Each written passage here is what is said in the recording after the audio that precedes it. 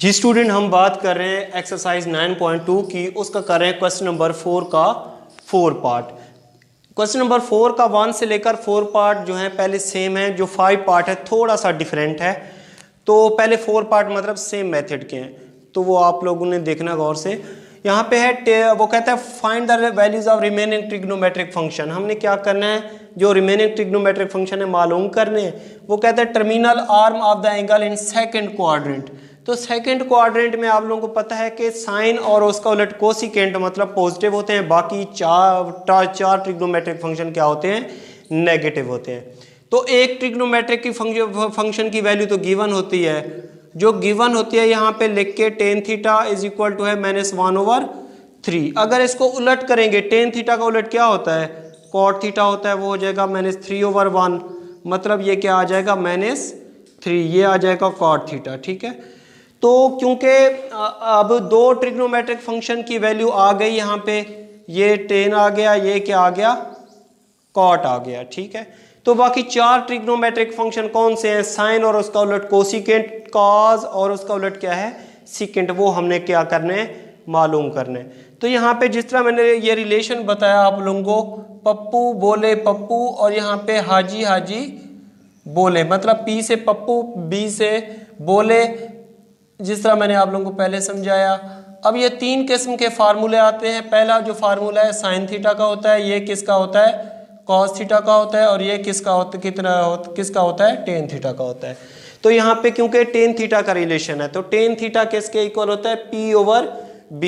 तो यहाँ पे लिख लेंगे P/B, मतलब ये ऊपर वाली वैल्यू परपेंडिकुलर की है, P की है, और B की वैल्यू क्या है, 3 है। ठीक है, तो हमारे पास जो वैल्यू आ गई, P की वैल्यू आ गई -1 और B की वैल्यू क्या आ गई, 3 आ गई। ठीक है, तो तीसरी वैल्यू मतलब हाइपोटेन्यूज हमने मालूम करनी है।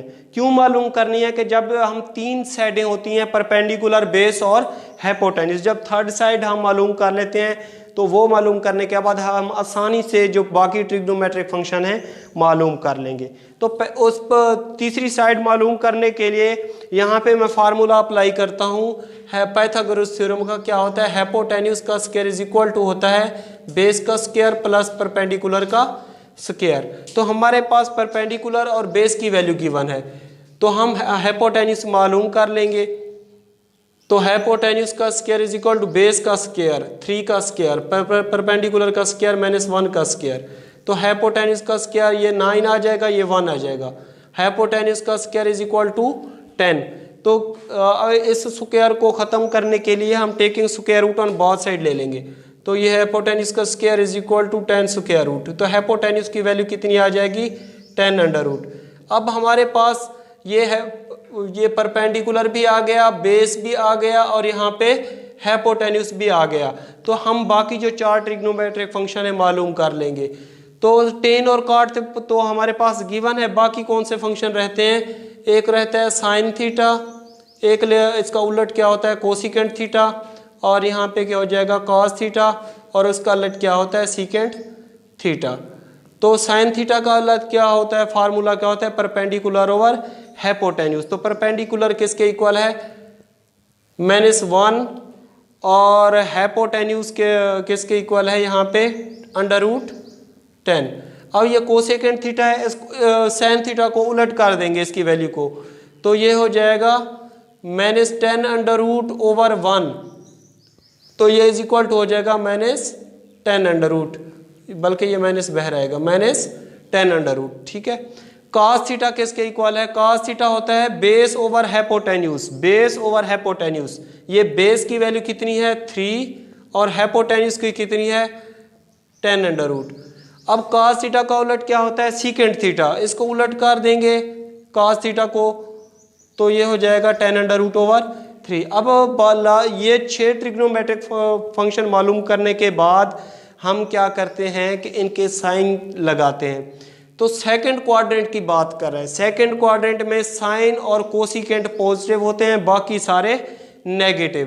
तो क्या करेंगे हम लोग, ये साइन थीटा का जो रिजल्ट है कितना है, साइन थीटा का, और इसका उलट क्या होता है कोसिकेंट थीटा का, इसका जो रिजल्ट है पॉजिटिव में रखेंगे, बाकी सारे नेगेटिव में रखेंगे। तो ये है 1/10 अंडर रूट, ये पहले माइनस में था, क्योंकि क्वाड्रेंट की बात आ गई तो हम इसको फिर प्लस में चेंज कर देंगे। तो ये आ जाएगा 10 अंडर रूट, ये दोनों प्लस के रहेंगे, बाकी सारे नेगेटिव रहेंगे, क्योंकि ये बात कर रहे हैं यहाँ पे सेकंड क्वाड्रेंट की। तो इस वजह से ये साइन और कोसिकेंट पॉजिटिव, बाकी सारे नेगेटिव। तो वहाँ पे क्या है टेन थीटा, ये क्या है -1/3, और यह क्या है कॉट थीटा, वो कितना हमने मालूम किया था -3। तो इसके अलावा कॉस थीटा की वैल्यू यहाँ पे क्या है 3/10 अंडर रूट। तो कॉस का उलट क्या होता है सीकेंट थीटा, वो हो जाएगा, यहाँ पे लिख लेते हैं सीकेंट थीटा किसके इक्वल है 10 अंडर रूट ओवर 3।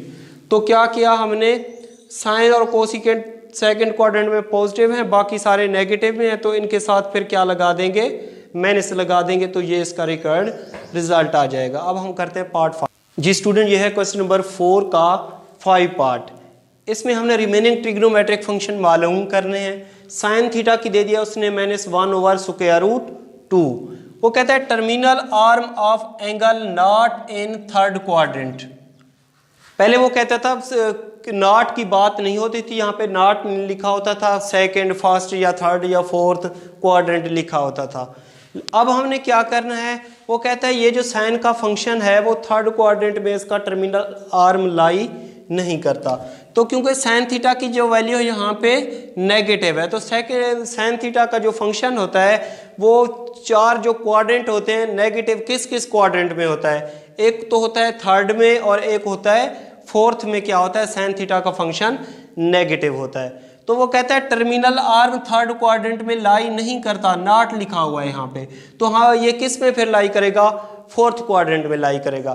तो फोर्थ क्वाड्रेंट में आप लोगों को पता है कि कॉस और सीकेंट पॉजिटिव होते हैं, बाकी सारे क्या होते हैं नेगेटिव होते हैं। मतलब कॉस थीटा और सीकेंट थीटा के साथ हम प्लस लगाएंगे, जो लास्ट में रिजल्ट आएंगे, बाकी सब के साथ हम क्या लगाएंगे माइनस लगाएंगे।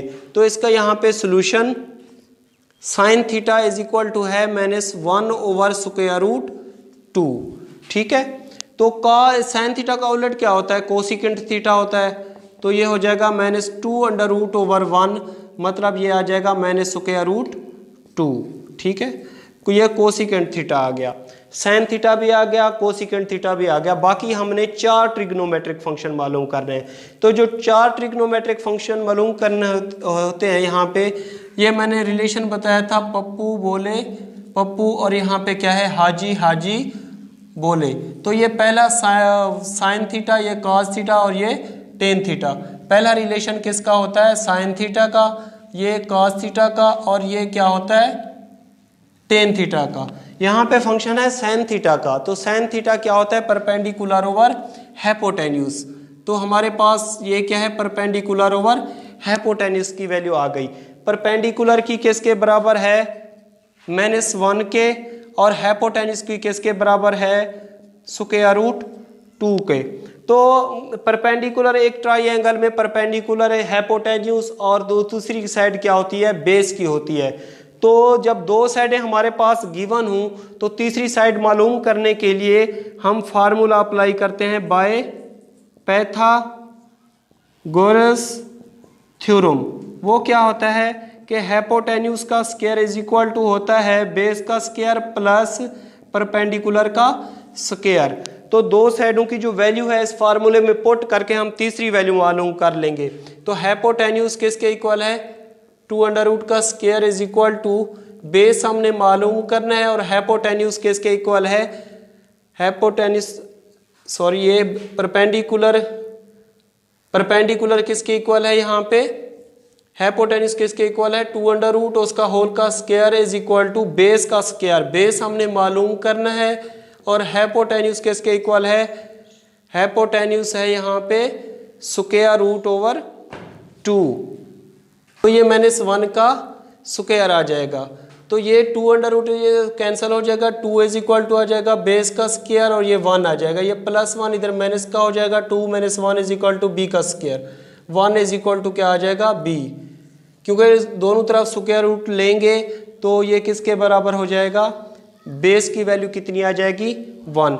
अब ये बेस की वैल्यू हमारे पास ये 1 आई परपेंडिकुलर की, पहले हमारे पास गिवन थी -1 है, और हाइपोटेन्यूज की किसके इक्वल है, √2 के इक्वल है। ठीक है, तो हमने दो फंक्शन तो पहले मालूम कर लिए, एक फंक्शन गिवन होता है तो जो उसको इनवर्स होता है वो लिख के हम दूसरा फंक्शन भी मालूम कर लेते हैं यहाँ पे। ठीक है, तो क्या करेंगे, cos साइन थीटा और कोसिकेंट थीटा हमारे पास आ गया। बाकी 4 फंक्शन रहते हैं, एक रहता है cos थीटा और इसका उलट सीकेंट थीटा, एक रहता है टेन थीटा और इसका उलट क्या रहता है, कॉट थीटा। तो साइन थीटा cos थीटा का रिलेशन क्या होता है, base over hypotenuse, base over hypotenuse. तो cos थीटा का उलट क्या होता है, सीकेंट थीटा, ये हो जाएगा hypotenuse over base. Tan theta का रिलेशन क्या होता है, P over B, P over B। Tan theta का उलट फिर क्या होता है, cot थीटा, ये P ओवर B है तो ये हो जाएगा B ओवर P। उसके बाद हम क्या करते हैं, इनकी वैल्यूज पुट कर देते हैं।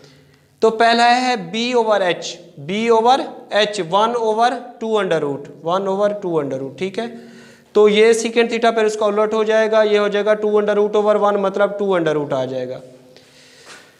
उसके बाद टेन थीटा क्या है, P over B, P over B, P over B, तो ये हो जाएगा -1 ओवर 1, मतलब -1 आ जाएगा। कॉट थीटा किसके इक्वल है, ये भी हो जाएगा 1 ओवर -1, मतलब -1। अब यहाँ पे बात कर रहा है third quadrant, not in third quadrant, क्योंकि साइन थीटा का फंक्शन नेगेटिव किस किस में होता है, एक थर्ड में होता है, एक फोर्थ में होता है। वो कहता है थर्ड की बात ना करो, टर्मिनल आर्म थर्ड में लाई नहीं करता, उसने शर्त दे दिया। तो साफ ज़ाहिर है हम फिर बात करेंगे फोर्थ क्वाड्रेंट की। तो फोर्थ क्वाड्रेंट में क्या होता है, काज और सीकेंट का जो काज और सीकेंट पॉजिटिव होते हैं, बाकी सारे नेगेटिव होते हैं। तो ये इसका भी रिजल्ट प्लस में रहेगा, इसका भी प्लस में रहेगा, बाकी सब के नेगेटिव में रहेंगे। ये भी नेगेटिव में है, ये भी नेगेटिव में है, ये भी नेगेटिव में है और ये भी नेगेटिव में है, तो ये इनके रिक्वायर्ड रिजल्ट आ जाए।